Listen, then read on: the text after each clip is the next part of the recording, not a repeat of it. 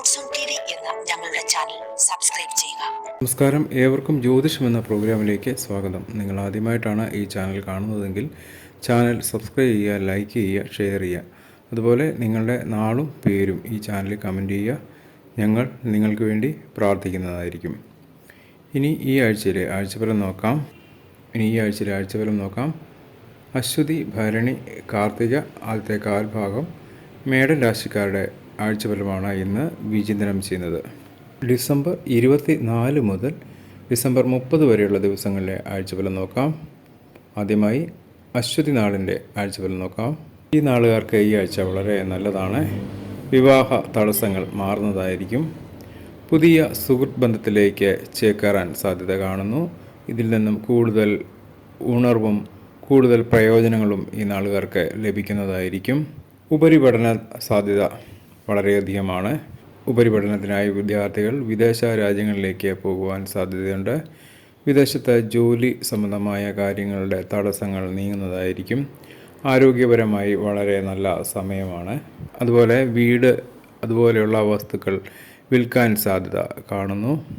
പൊതുവെ ഈ നാളുകാർക്ക് ഒരു നല്ല സമയമാണ് ഈ ആഴ്ച കാണുന്നത്.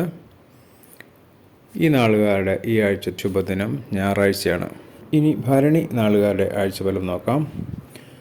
പൂർവികരിൽ നിന്ന് ലഭിച്ച സ്വത്തിൻ്റെ തർക്കങ്ങളും കേസുകളും വിജയിക്കാൻ സാധ്യതയുണ്ട്. ഈ നാളുകാർക്ക് ജോലിയുമായി ബന്ധപ്പെട്ട തടസ്സങ്ങൾ ഒട്ടുമിക്കതും നീങ്ങുന്നതായിരിക്കും.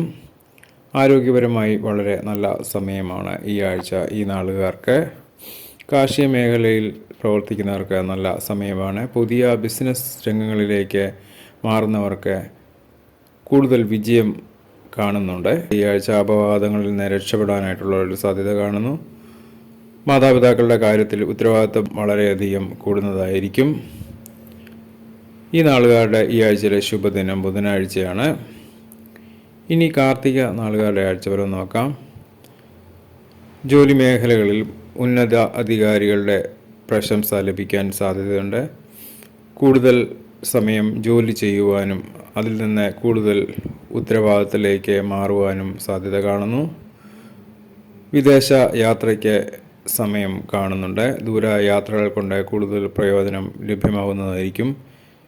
ഇൻ്റർവ്യൂവിന് പോകുന്നവർക്കും പുതിയ ജോലിയിൽ പ്രവേശിക്കുന്നവർക്കും നല്ല സമയമാണ്. വിദ്യാർത്ഥികൾക്ക് നല്ല സമയമാണ്.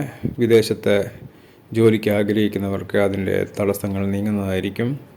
ഗവൺമെൻറ്റിൽ നിന്നുള്ള ചില ആനുകൂല്യങ്ങൾ ഈ നാളുകാർക്ക് ലഭിക്കുന്നതായിരിക്കും. ആരോഗ്യപരമായി നല്ല സമയമാണ് ഈ നാളുകാർക്ക്. ആരോഗ്യ കാര്യങ്ങളിൽ കൂടുതൽ ശ്രദ്ധ കേന്ദ്രീകരിക്കാനുള്ള സാധ്യതയുണ്ട്. രോഗം ബാധിച്ച ഈ നാളുകാരിൽപ്പെട്ട ചില ആളുകൾക്ക് രോഗത്തിൽ നിന്നുള്ള ഒരു ശമനം ലഭിക്കുന്നതായിരിക്കും. ലോണിന് അപേക്ഷിക്കുന്നവർക്ക് ലോൺ ലഭ്യമാകും. അപ്രതീക്ഷിതമായ സാമ്പത്തിക ഭാഗ്യം ലഭിക്കുന്നതാണ്. ഈ നാളുകാർക്ക് ഈ ആഴ്ചയിലെ ശുഭദിനം തിങ്കളാഴ്ചയാണ്. ഇതോടെ ഈ നാളുകാരുടെ ഈ ആഴ്ചയിലെ ആഴ്ചഫലം ഇവിടെ പൂർണ്ണമാകുന്നു.